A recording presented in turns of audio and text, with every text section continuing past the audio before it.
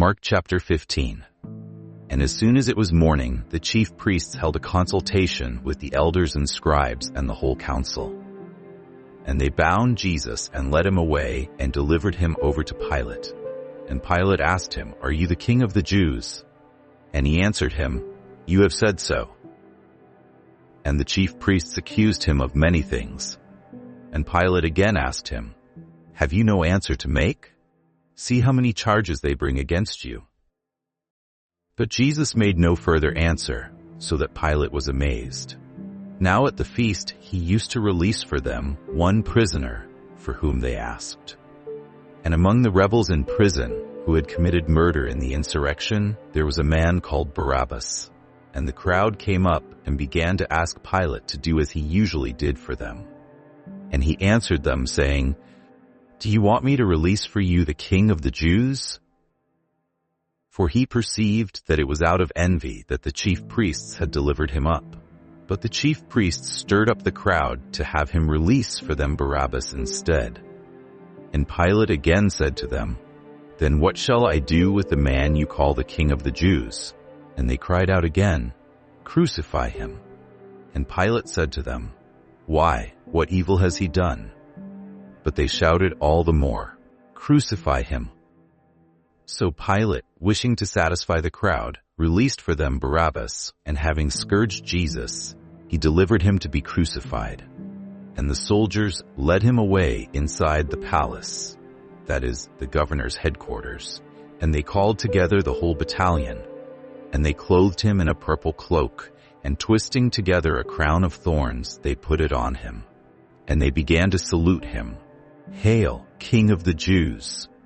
And they were striking his head with a reed and spitting on him and kneeling down in homage to him. And when they had mocked him, they stripped him of the purple cloak and put his own clothes on him, and they led him out to crucify him. And they compelled a passerby, Simon of Cyrene, who was coming in from the country, the father of Alexander and Rufus, to carry his cross.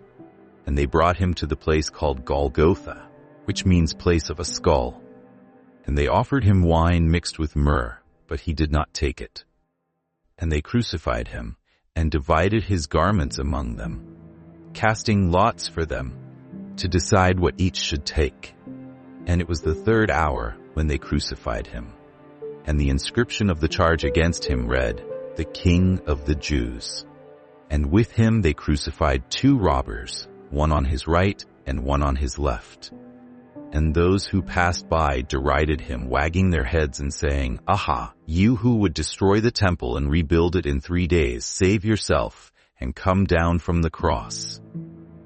So also the chief priests with the scribes mocked him to one another, saying, "He saved others. He cannot save himself. Let the Christ, the King of Israel, come down now from the cross that we may see and believe." Those who were crucified with him also reviled him. And when the 6th hour had come, there was darkness over the whole land until the 9th hour. And at the 9th hour, Jesus cried with a loud voice, "Eloi, Eloi, lema sabachthani," which means, my God, why have you forsaken me?" And some of the bystanders hearing it said, "Behold, he is calling Elijah." And someone ran and filled a sponge with sour wine, put it on a reed and gave it to him to drink, saying, "Wait, let us see whether Elijah will come to take him down." And Jesus uttered a loud cry and breathed his last. And the curtain of the temple was torn in 2 from top to bottom. And when the centurion who stood facing him saw that in this way he breathed his last, he said, "Truly this man was the Son of God." There were also women looking on from a distance, among whom were Mary Magdalene, and Mary the mother of James the younger, and of Joses, and Salome. When he was in Galilee, they followed him and ministered to him. And there were also many other women who came up with him to Jerusalem.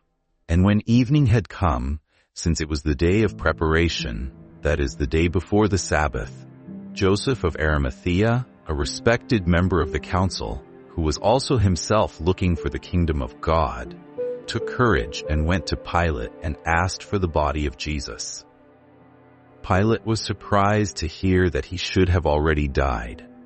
And summoning the centurion, he asked him whether he was already dead. And when he learned from the centurion that he was dead, he granted the corpse to Joseph. And Joseph bought a linen shroud, and taking him down, wrapped him in the linen shroud and laid him in a tomb that had been cut out of the rock. And he rolled a stone against the entrance of the tomb. Mary Magdalene and Mary the mother of Joseph saw where he was laid.